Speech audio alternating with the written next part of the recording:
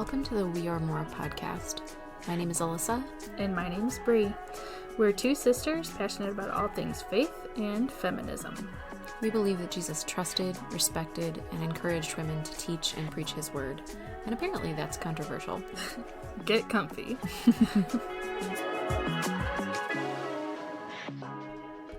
My feet are tan. But my legs are not. Bree has the absolute most hilarious tan lines right now.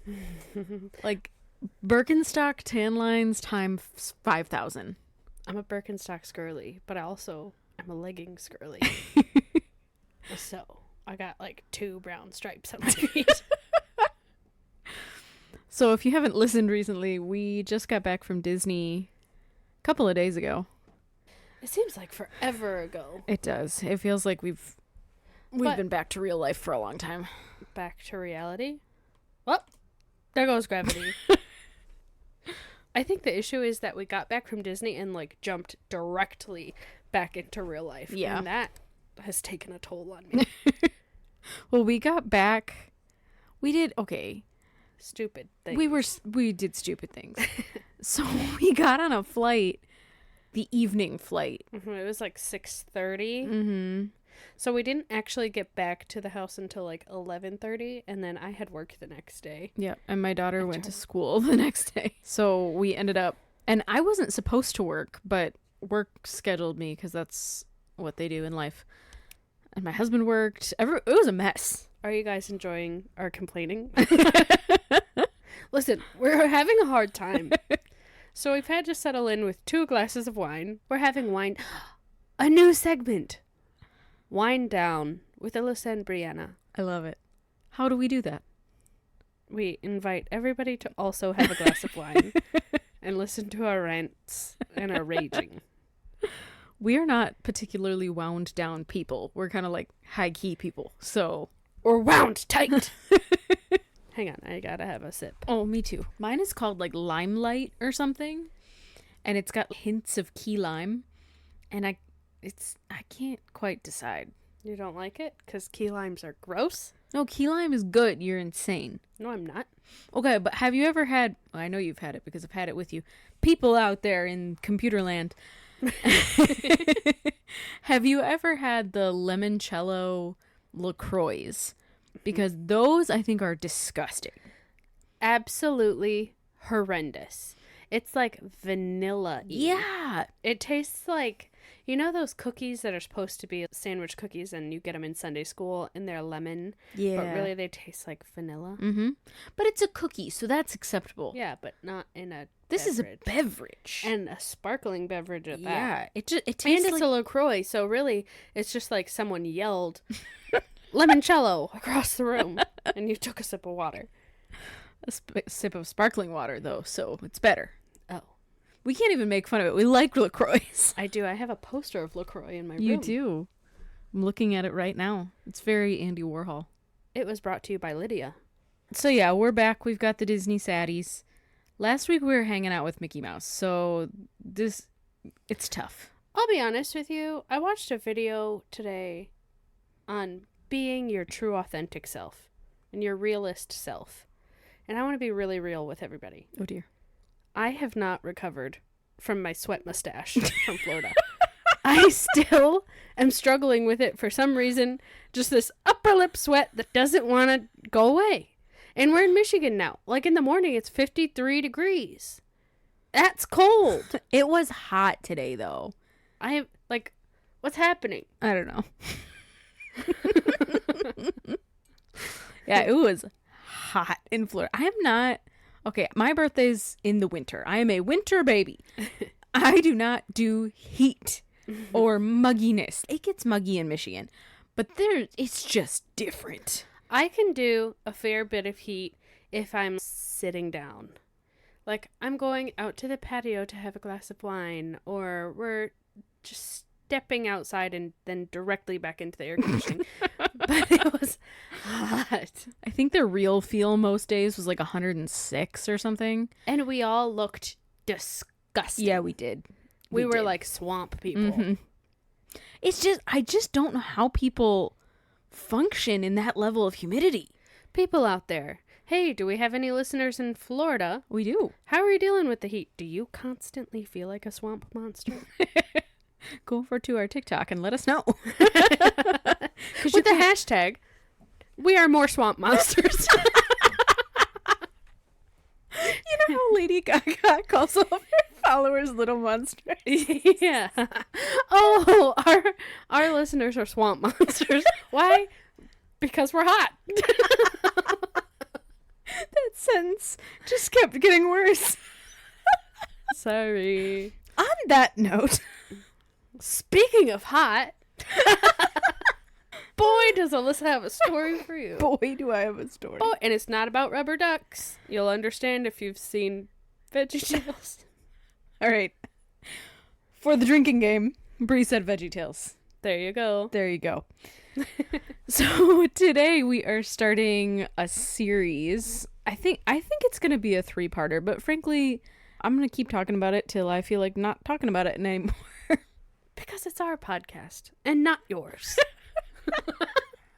So we're going to be talking about one of the Bible characters that I think is potentially one of the most influential women in the Bible, and definitely one that has shaped the way that women are talked about in church.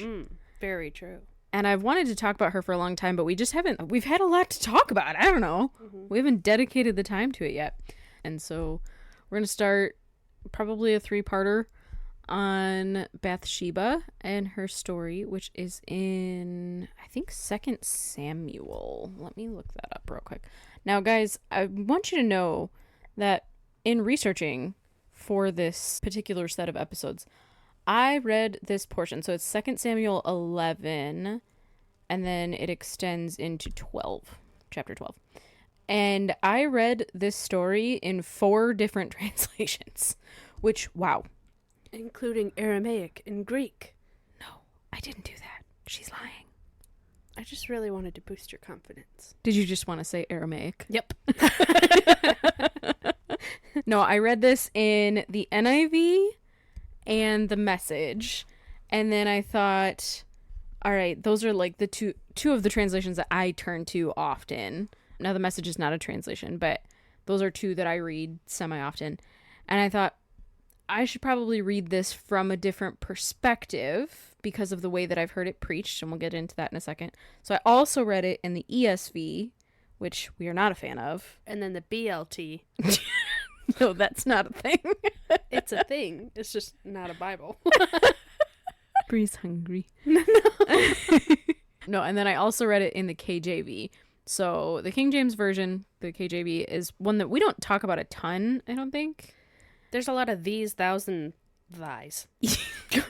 It's just one of the ones that's a lot older. So yeah, it's written in Old English. Mm-hmm. It can be tough to understand. And when we go, we'll do an episode on translations at some point. And when we do that, we'll talk a little bit about people's view of the King James Version. Mm-hmm. But it's not one of my favorites. If it's one of your favorites, that's totally fine. It's just not one of my preferred versions. So what I'm going to do is kind of just go through the story of Bathsheba. Like I said, Bathsheba's story is told in 2 Samuel, and I can't tell you how many times I've heard this preached. Women don't get talked about from this church stage a lot. The pulpit? The pulpit. Thank you. That's the word I needed. But when they do, it's usually negative. Mm-hmm. And when it comes to Bathsheba, that is definitely the case. So we're going to go through some of the preconceived notions and then kind of the general story. And then the next couple of weeks, we're going to go into some of our good friends who have done really great research on this topic. Our BFFs. Yes. And Beth, just kind of... I'm looking for you. Someday, I hope that she listens to this. But also, I hope that she doesn't, because she might be frightened with how much we reference her.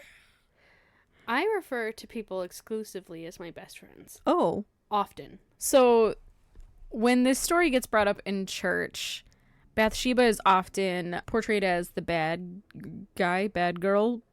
I don't really know. Promiscuous girl. Is that a song? I'm sorry. Who are you? Yes, it What is. song is that? Promiscuous Girl. What is it? You've heard it. I'm actually genuinely upset.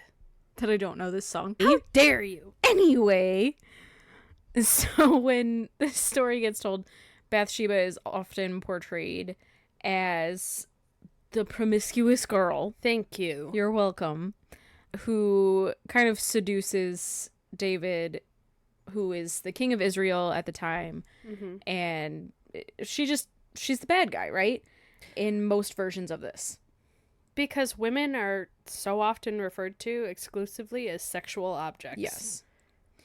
So we're going to go into her story. Like I said, I'm just going to kind of tell her story in a little bit of the way that we told the story of the woman at the well a couple of weeks ago. Mm-hmm. And just kind of make her into more of a real person. Now, her name really is not mentioned all that many times. For as much as we focus on her and have heard her name before, she's definitely part of the story, but she's not really the main part of the story. She's not the main character in her own story? Well, I mean, the story is mostly about King David being a jerk. And King David was Larry the Cucumber. Okay, just to lay it out there, the VeggieTales did a video about this story. And it's really, truly bad. Except that they couldn't do it exactly how it is because the story is all about sex, and VeggieTales can't do that, so they made it about rubber duckies. Obviously, because all sex links back to rubber ducks throughout Obviously. history. So the real story. So this is, like I said, 2 Samuel 11 and 12. This goes into 12 a little bit. And their lineage goes further as well, but those are the chapters we're going to focus on because that's a lot of verses, folks. It's a lot of reading. When you've read it 4 separate times. So the story starts off with the Israelite army off to war. So they're gone. They are going against the Ammonites, who they've been at war with before. So I think the Ammonites attacked them at some point. So they've been going back and forth for a while. And the Bible literally says it's the time of year when kings go off to war. I don't know why. The spring is the time for war, I guess. Spring was for babies. No, it's for war. Oh, I should write that down. You should. Spring is coming, Brie. You better prepare. It's practically here. So anyway, King David has sent his people off to war, but he has not gone to war, which is significant in this story. Most of the Israelite people probably would have assumed that he had gone off to war. It would have been the expectation that he went with his army. Because it's his time. Right.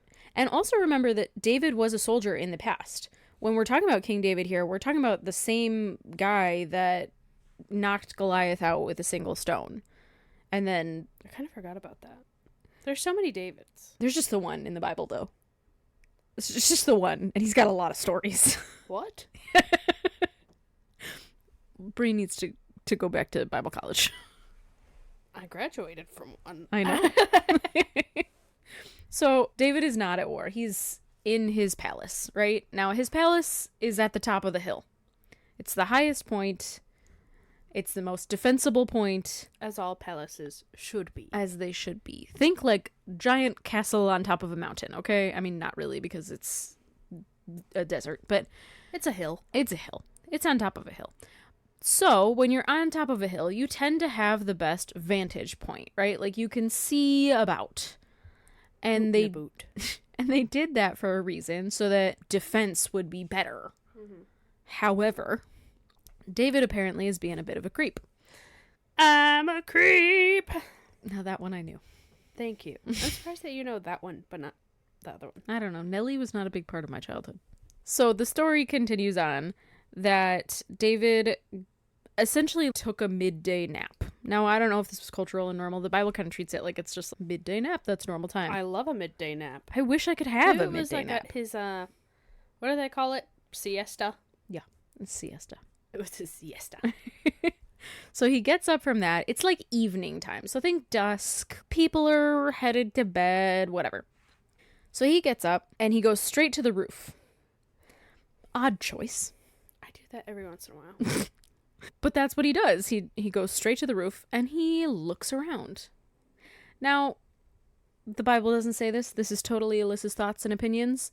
But to me, why are you going off on your roof, bud? Is that normal behavior? I feel like David has done this before. Mm-hmm. And he knows what windows to look in. I mean, he's being a peeping Tom, right? Mm-hmm. That's clearly, based on the rest of the story, that's what he's doing. Mm-hmm. Because what happens is he sees Bathsheba. Now, it depends on the translation. Certain translations and certain scholars have said she was on her roof. And certain translations and scholars say she was in her house. Either way, this gets lots of pastors. Pastors like to make a big deal out of the fact that she was publicly bathing. As though she was standing there like, oh, King, please look out at me at this moment while I bathe. Wave my fan in your direction. Yeah. No. She was in her home. She was in her home. It's evening time. She has an expectation of privacy. Mm-hmm. Just like if you were in your home, you get home from a rough day of work, you go head to the bath, and maybe your curtains aren't all the way closed, and someone peeks in. Is that on you? No. No, it's not. Either way, whether she's on her roof or in her house, she did not consent to someone peeping at her. Exactly. At no point was this okay. I don't care if she was laying naked in her yard. Well, I mean, really, like, how many of us have gone out on the back porch and suntanned or something like that? You know, you have an expectation of privacy in your space. Mm-hmm. She would have had an expectation of privacy in her home in the evening where she could bathe. So David's looking around. He sees her. He's like, oh, she's gorgeous. Yeah. And from here on, I really don't understand how this story turns into Bathsheba being the bad person, because let me tell you, David makes a series of horrifying decisions, and Bathsheba is just the unfortunate bystander in these decisions. Because keep in mind, at this time, she did not have a lot of rights. No. I mean, she had none. Like, none. Mm-hmm. We're talking Old Testament Bible. We're not even talking Jesus has come and said, hey, treat these women better. Or Paul has come and said, treat these women better. Like, this is Old Testament Israel. She was property that was easily thrown away. Yeah, exactly. So David asks some of his people, find out who she is. So they ask around and they're like, oh, this is so-and-so's daughter. Now, she's referred to by her relationship to men. Mm-hmm. So-and-so's daughter and also so-and-so's wife. So Uriah is her husband. First of all, horrible name. Uriah? Sounds like urethra. Also, you know how sometimes people, like, their surnames are named after what their occupations are? Do you think Bathsheba's name is Bathsheba because she loves to bathe? I thought you were going with Uriah on that one, and it was going to be much worse. I'm glad that's where we went. His dad was a urologist. And he named his son Uriah. I don't think they had those back then. Well, they should have. So David finds out that this woman is married. Now, up until this point, like, yeah, he's a peeping Tom and he's being terrible. Mm-hmm. But at the very least, there's plausible deniability that maybe he didn't know she was married. Doesn't make it okay. Nope. Doesn't mean that she had ever consented in the first place. But I guess at least he didn't know she was married. Mm-hmm. Now, there's no deniability. Mm-hmm. He knows she's married. He knows she is married to one of his people, one of his citizens. One of his soldiers. Yeah, one of his soldiers. So her husband is off to war in this war with the Ammonites. Fighting for him. Yeah. In a place he should have been fighting, and he was not. Instead of respecting her, or at the very least respecting his soldier, he immediately has her brought to the palace. Keep in mind, she doesn't have a choice. Exactly. When this story is told, the millions of times that I've heard this preached, it's like, oh, and she seductively walked over to the palace because she knew he was staring at her. And she didn't even bother to put on a towel. Like, no. She got a summons from the king. The king's people came and said, all right, you're coming to the palace. Now, at this point, she probably had no idea why. Mm-hmm. For all she knows, David's about to tell her that her husband horrifically died. Right. She has no idea what's going on. Mm-hmm. And all the Bible says, so this is chapter 11, verse 4, and it says, then David sent messengers to get her, not to ask her to come, to get her. She came to him and he slept with her. I think words are so powerful in that moment. It says he slept with her. Mm-hmm. It doesn't say they slept together. Right. It's he took advantage of her. Right. And then it says, then she went back home. So he wasn't in love with her. Again, not that would make it okay, but this was just lust. He had a bunch of wives already. Yeah.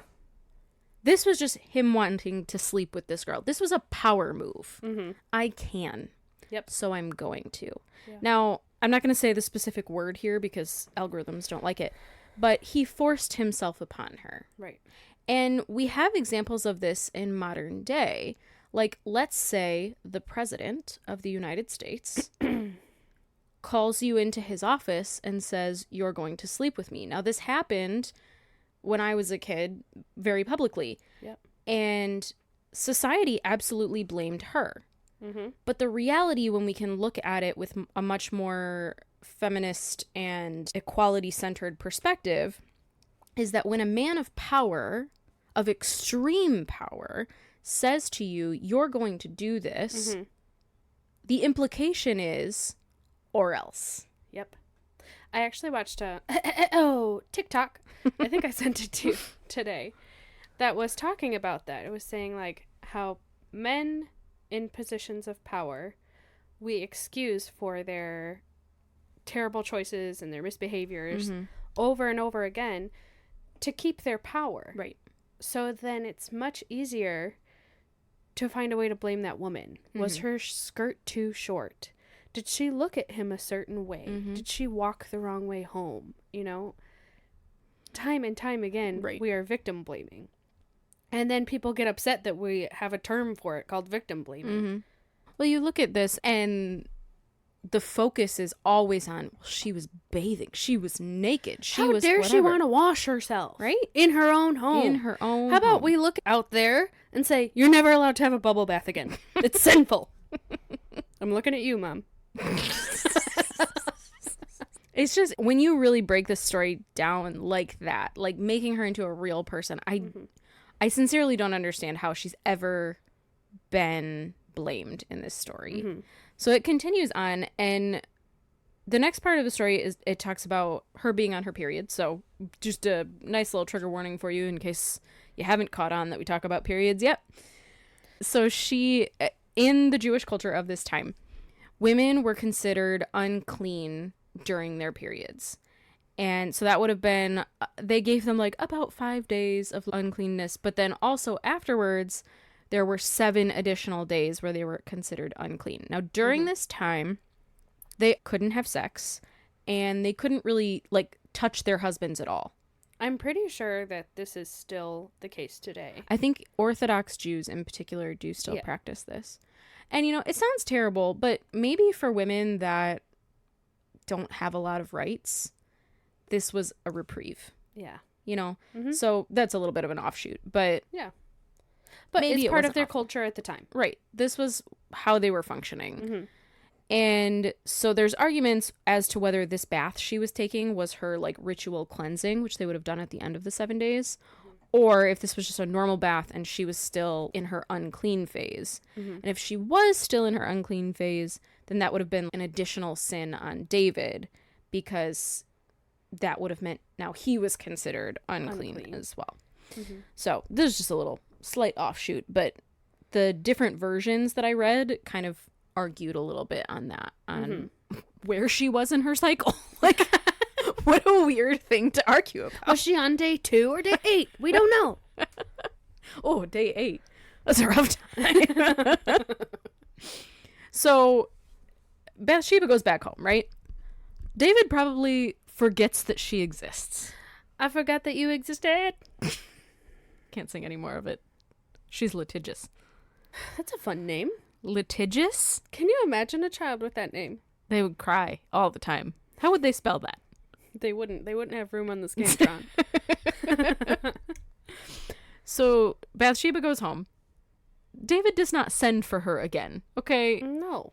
All it says because is he took what he wanted. Exactly. Now the mysteriousness is gone. So she gets pregnant. As women often do. Yeah. And so she sends word back to the castle. Mm-hmm. The palace, I don't know, where David's living. Castle. And says, hey, I'm pregnant. Now, based on timelines and the fact that, they didn't have pregnancy tests at the time, you're talking probably 3 weeks in between this. Now, the verses, it's just verse 4 and 5. She went back home. She conceived and sent word to David saying, I'm pregnant. But you have to think, there's about a 3-week period in the middle here. At least. Right. Because she would have wanted to be sure. She would have wanted to wait. So maybe even a month before she says, like, hey, we have a problem. And you've left me here with the problem. And I don't know what to do now. And my husband is nowhere around. Yeah. So she can't even, not that this is something you'd want to do anyway, but she can't even try and pass it off as like, no, this was my husband's child. He's gone. He's been gone. We don't know for how long, but long enough that this isn't his kid. Right. So David panics because, oh, hey, somebody's going to find out that King David is screwing around. So the first thing that he does, now again, making conscious bad choices. We're not just talking about heat of the moment. Oh no, I slipped and did something bad. Not that that makes it okay, but that's not what we're talking about. We're talking about conscious choices, premeditated. Second degree. Yeah. Even in American law, premeditated murder, way worse than impulse murder. Right. It's both bad. People die, but it's worse. Yeah.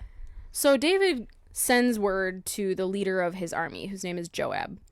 And he says, send me Uriah. I don't think he says why. Uriah was not of a status that he would have normally been called by the king. But David is like, send that dude. I need to have a chat. So they send him. Now, I don't know how long this takes. But they're walking places, okay? Right. It's not like he can hop on a Spirit airline. It'll take a while. Yeah. So now Bathsheba is, potentially 2 months pregnant. Yeah. I don't know how long urethra? it took. We don't know. I don't know how long it took for him to get back. But it probably took a bit for him to get back to David. So he gets there. And David's like, how's the war going? Hey, buddy. Long time no see. Love ya. And so, Uriah's probably confused. Like, why are you asking me? Why am I here? There's no reason for me in particular to be here. But he doesn't question it because this is his king. Right. This is his God-ordained king. He is supposed to listen. So he does. So David says, go home, wash your feet, have a good meal, and then you'll go back tomorrow. You'll go back to the war tomorrow. So David actually sends him with a bunch of meat and whatever for like a good meal for the night. He's really trying to get him to sleep with his wife. Maybe some oysters, some champagne, a few chocolates. And he's like, bow, bow, bow, bow. But again, this says to me, David doesn't actually care about Bathsheba. No, he's worried about covering up his mistake. Right. So Uriah doesn't go back home. Instead, he sleeps at the gates of the palace with the rest of David's servants. Now, David calls him the next day and is like, what the crap, dude? Like, I told you to go home. You're not home. You're at my gate. Get out. And Uriah is like, well, all of my brothers, the soldiers, are out there battling, and I shouldn't be here comfortable and enjoying myself while they're out there fighting and dying. So I'm going to sleep here at your palace gates with your servants, and then I'm going to go back. And David's like, well, come on, man. Like, that's not what I wanted you to do. But he can't just straight up tell him, I need you to go home and sleep with your wife. Like, that's a little bit suspicious. We're going to get flagged on this. But so David is like, okay. He's calculating in his head. And again, there are many moments in this story where David could fess up, Mm-hmm. where he could say, I messed up. Now, he's the king. There's not going to be a lot of consequences for him. Right. He could easily do that. Mm-hmm. He chooses not to. So what he does instead is he says, all right, why don't you have dinner with me one more time? We'll eat, we'll drink, it'll be great. You'll go home tonight. You'll go home. Home. To your home, not mine. And then you'll go back to work. I'll walk you home if you want. And so they do. David gets him wasted, okay? What a good time. And then Uriah, again, doesn't go home. He sleeps at the gates of the palace. So now, what's David to do? David's like, aw, shucks. And again, another opportunity to say, hey, I messed up. Let's fix this problem. I want to sit you down for a second. There's a reason why I called you. Right. It wasn't just because I thought you were a great time. I, in fact, thought your name was Urethra. Also, I slept with your wife. Yeah. Oh, by the way. And she's pregnant. So now David apparently no longer cares what happens to Uriah.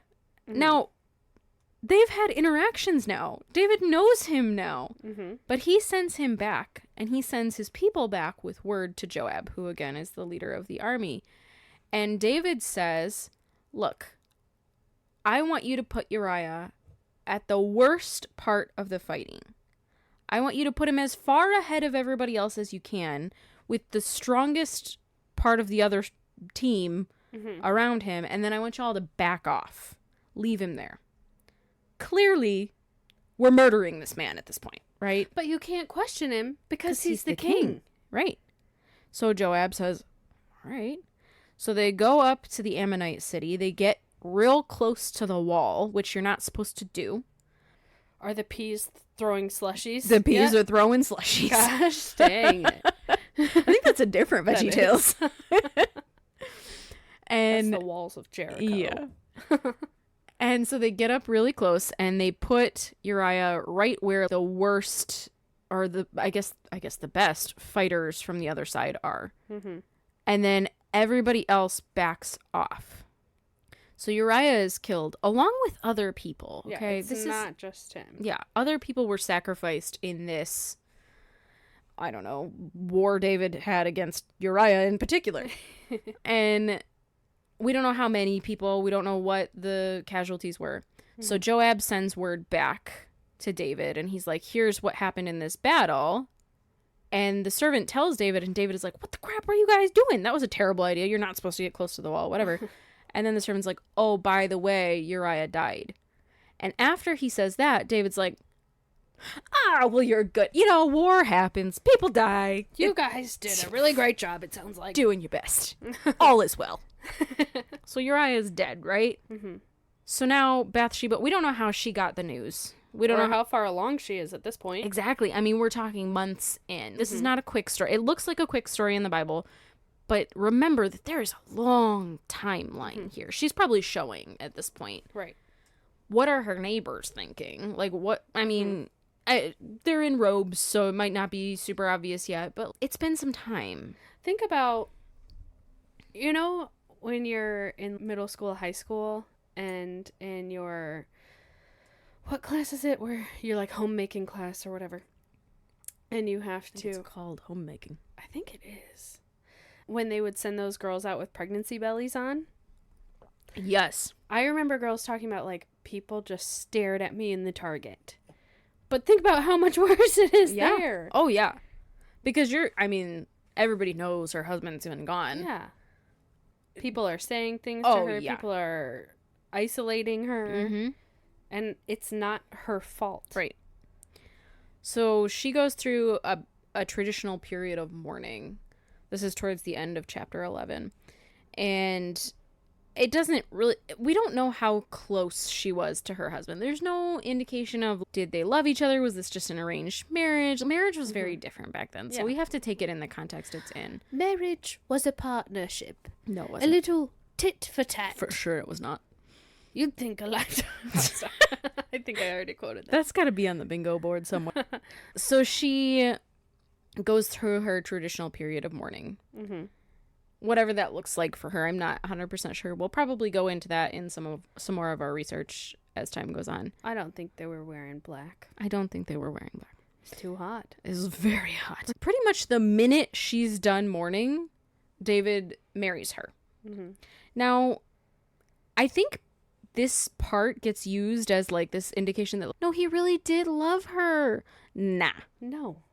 He's saving face. Again, the man's got a bunch of wives. She doesn't matter to him necessarily anymore. The Bible doesn't indicate that she matters to him any more than any of these other wives. No. It's just she's pregnant. Right.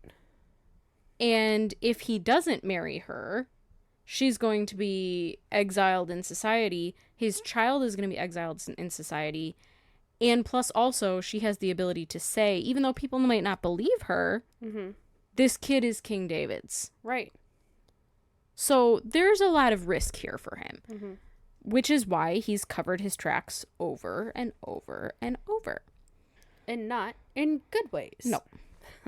So then, verse 27, so the last verse of chapter 11 says, after the time of mourning was over, David had brought her to his house, and she became his wife and bore him a son. So she had the baby.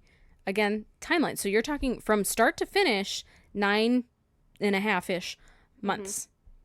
This is a long story. Yeah. I feel like we glaze over that all the time. This is this is 9 months of David saying, screw you, God. Yeah. I'm going to do what I feel like. And I know we make excuse after excuse. Right. Later on, David is called a man after God's own heart. And I think that, or maybe before this, I don't know. I think that we don't like to blame David and say that he forced himself on her. And again, I can't say the word, but you all know what I'm talking about.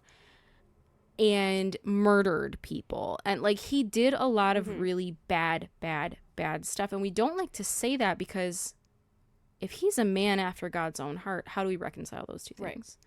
And I think the only way that I can reconcile it is that God forgives even when I wouldn't. Yep. I don't want him to be forgiven in this story. This is a bad story. This is the worst of the stories. And I think it's used as an example as the worst of the stories because God can forgive the worst of the people. I don't love it. I struggle with it a lot. Well, it shows how powerful God's love is. It's not of this world. Right. And I think when we make excuses for his behavior because of that, we make the story smaller. Right. God's forgiveness is big enough to forgive this absolutely horrific person. Because that's what he is in this story. Now, later on, he repents and et cetera, But in this story, he is the worst of humanity. He's a murderer. Yes. A murderer of multiple people. Like, he doesn't care about his people. He has abandoned his people in war. He has done what he feels like doing to pleasure himself. Right. He's in pursuit of only what pleases him, not his people. So I think it's important to say all of that out loud and to recognize that is what's happening here. Well, I think in that story, too, it makes sense because if he's a man after God's own heart, we have to find some way to excuse his behavior or make it a little bit smaller in our heads. So what's the easy thing to do? Make her into a bad person. Blame her, right? But again, I read this story in 4 different versions, and the reason that I did that is because the ESV and the KJV tend to be a lot harder on women.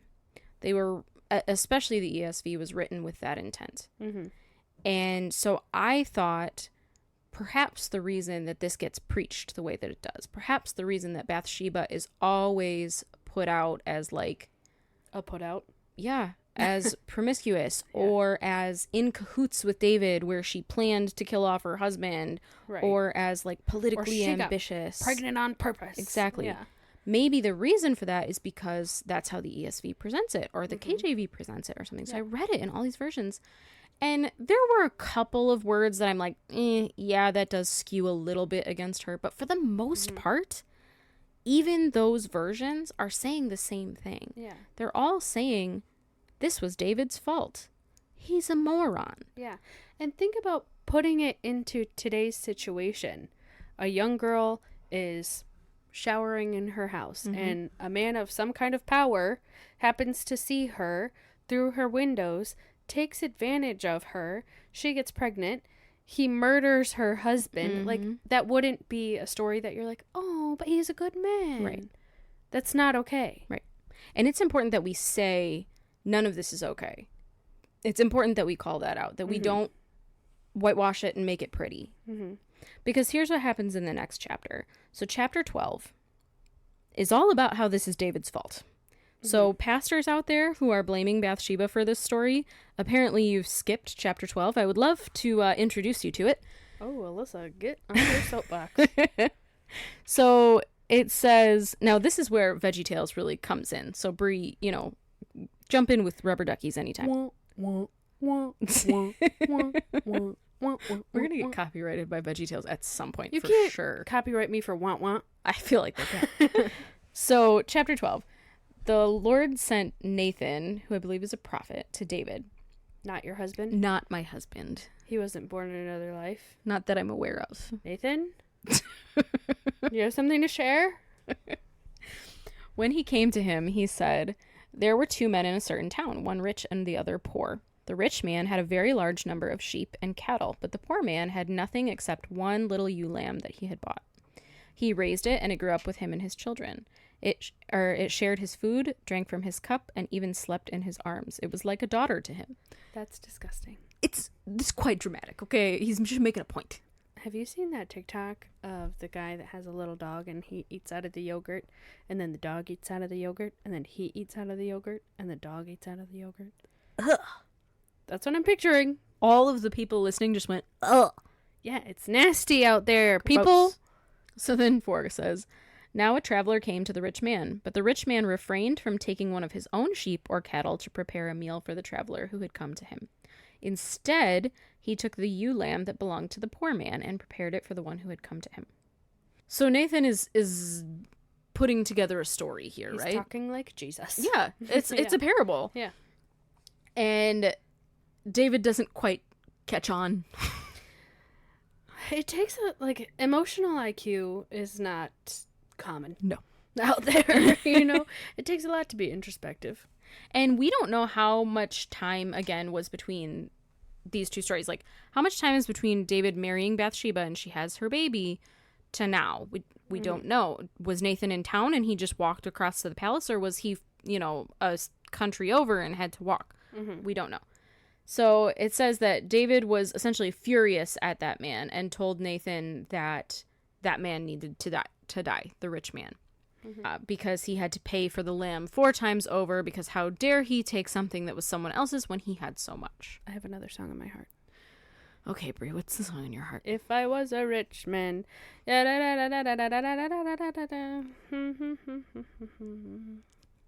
good? Is it out of your heart now?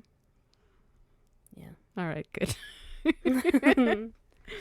So then after David freaks out, you imagine him standing up from his throne and screaming and whatever. And How dare he? Nathan's like laughing over there. Yeah. He's like giggling, whatever. He's like, you idiot. You're such a moron. Then Nathan said to David, I'm talking about you, stupid. You stupid head. You are the man in this story. You have so many riches. God gave you everything. He gave you this palace. You have all these wives. You have all these kids. You have everything you could possibly need. You want for nothing. And he says, and if that wasn't enough, God would have given you more. So not only do you have everything, but if you had asked for more, if this wasn't enough for you, God would have given it to you. But instead, you went and took something that was never yours to begin with. You ripped apart a family. You destroyed someone's life. You Multiple destroyed people's lives. her life, yes. And David's like, well, crap. Whoa, I've been caught. Probably this has been going on for a year at this point, would be my guess. Like approximately a year, 9 months to a year, right? that this has been going on for him, that he has been apparently not caring at all, because he doesn't even notice that this story is about him. So he's not sitting there feeling guilt-ridden. No, he's not staying up at night thinking about what he's done. No. He's moved on. He's good. Yeah, he's fine. So then Nathan goes on to talk about how evil this behavior was. He calls out all of David's actions. He calls out the murder. He calls out all of it, right? Mm-hmm. Him forcing himself upon her. All of the things. Yeah. Things that, again, he wouldn't have known other than that God told him. Right. Then he tells David what's going to happen to him. And he's basically like, you're screwed. Out of your household are going to come the people that are going to take you down, blah, blah, blah. So David then repents. He says, I sinned against the Lord. I'm so sorry. He falls on the ground. And then Nathan says, God will take away your sin. He'll forgive you of this. But there are still consequences to your actions. Mm-hmm. And this is where I struggle a lot with like Old Testament God and Old Testament stories, because what happens from here is the son that David and Bathsheba had dies. Mm-hmm. Nathan says, your son is going to die. And their son is pretty much immediately taken ill, and 7 days later he passes away. We don't know how old this kid is. Mm-hmm. Is he just born? Is he 2? Like, we really don't know. And imagine just the shattering of your heart in that story. Yeah. And why does God choose this as a punishment for David? I don't have an answer for that. I think it's just another way that David took someone else's life. Yeah. You know? He took away so much already. Mm-hmm. And sin has consequences, unfortunately. And this was the consequence. And I hold in my soul, because I can't deal with these stories very well, particularly because I have young kids. I struggle with them a lot. Mm-hmm. The only way that I can handle these stories is to say, when that child passed away, he was immediately in Jesus's arms. Mm-hmm. God had him. God loved him. And he's up there right now. Yeah. And maybe that's fortunate. We don't know what his life would have looked like. Right. But instead, he was always, always loved and cherished by Jesus in heaven. I think it's so hard for us here on earth to understand those things. But God has such greater reasons and such a different supernatural love than we can even comprehend. Mm-hmm. It's hard to wrap your mind around it. It's a hard story. And I think, people really criticize Christianity for these stories because Old Testament God is rough. He's a little wrathful. And the only way I can justify it is faith. Mm-hmm. And that's hard to explain. But I also fully understand why people struggle with this. I struggle with this. It's a hard story. It's a hard story from every angle. Right. It's a bad story. Mm-hmm. No one came out unscathed. No.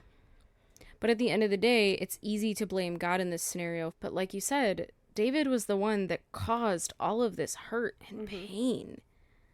It's easy to blame God for the hurt and pain in the world, but people are making choices. Actions have consequences every time. Mm-hmm. And you have to think, is this action worth the consequence? Mm-hmm. With everything you do in life. Mm-hmm. And that's true whether you believe in God or not. Mm-hmm. As humans, our actions have consequences. Whether there's a benevolent God out there or there's a spaghetti monster, like, all of your actions have consequences. Oh, I just got, shot back to Scooby-Doo or something.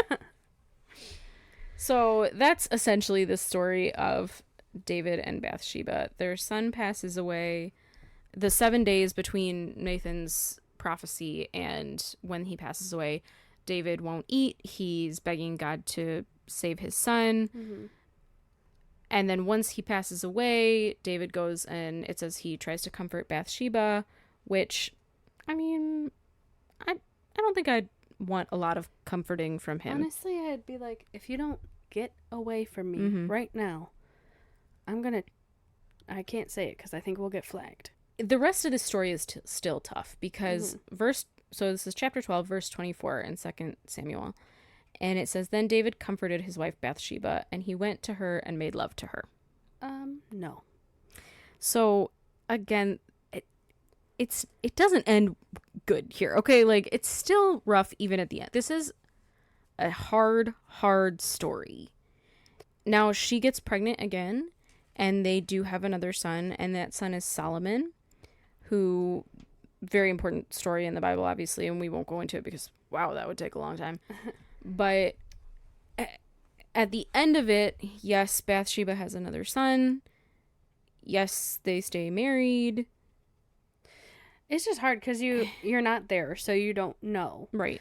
But, like, for you out there, men and women, maybe ask the other person, is that how you want to be comforted? Mm-hmm. Or is this just for me? And we don't know the words that were used. We don't know the connection that they had. Right. We don't know who she was as a person. But again, just like the woman at the well story, I hope that we can redeem her story a little bit here because, man, was she not the bad guy. She wasn't the bad guy. Well, she does become part of the lineage of Jesus. Mm-hmm.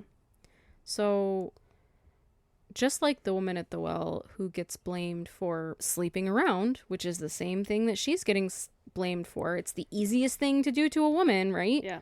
Blame her for being seductive.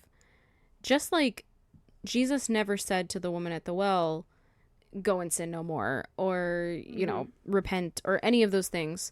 None of that is said to Bathsheba either. Mm-hmm. Now, Nathan, the prophet, could have gone to her as well and said, hey, stop bathing on your roof. Like, he could have. He didn't. He didn't. He went to David and said, you're the worst. Yeah. And so to blame her in this story is just short-sighted and sexist and a manipulation of the Bible that doesn't just border on blasphemous, it's like way into the blasphemous zone. Right. I also think, side note, how interesting it is that Jesus' story, how he came to this world, is not through perfection, not through perfect people, through mistakes and imperfect people. Mm-hmm. He came into this world. Well, how incredible that this woman now, her story becomes that of Jesus' story. Mm-hmm. She's woven into that. Forgiveness and salvation.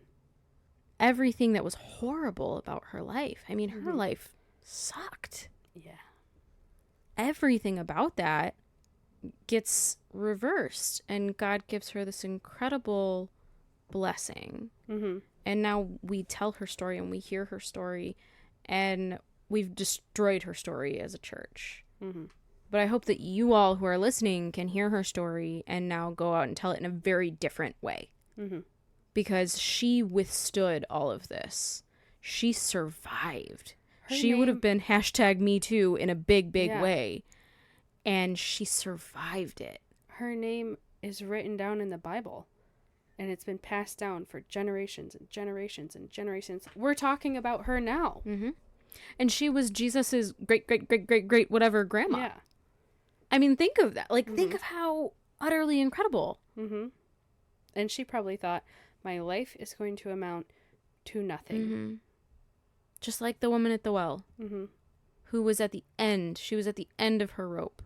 Bathsheba in this story is at the end. She just can't anymore. She's hit rock bottom, and then she dug a hole and found a basement. But she keeps going. Because that's what women do. That's what we do. That's what we live for. Bree was about to sing another song if you didn't catch on to that. I didn't know. Now, unfortunately, we did not reference VeggieTales as much as I had hoped we would this episode. Well, we can make a couple posts about rubber ducks. Oh, good. And if you listen, you'll get it. If you've seen VeggieTales, you might get it. I feel like it's such an integral part of our childhood. Oh, yeah. And I don't know if it was for everyone else, but if it wasn't, go back, guys. It's pretty solid. There's always time to go back. So next week, we are going to talk about this story some more. We're going to dive into some different analyses of it. And we're going to have a chat with our best friends, Marg, Beth, and others. I've already started doing some of the research, and I'm excited to do some more, and I'm going to make Brie do some of it also. Gee, I love research. I've always said that. She's always said that. All right, Brie, pick a state we should call out for people to listen in. Oh, have we already done New Hampshire? I don't think so. I have a question for you out there. I may have already said this, but quite frankly, I black out all the time. New Hampshire, are you a state?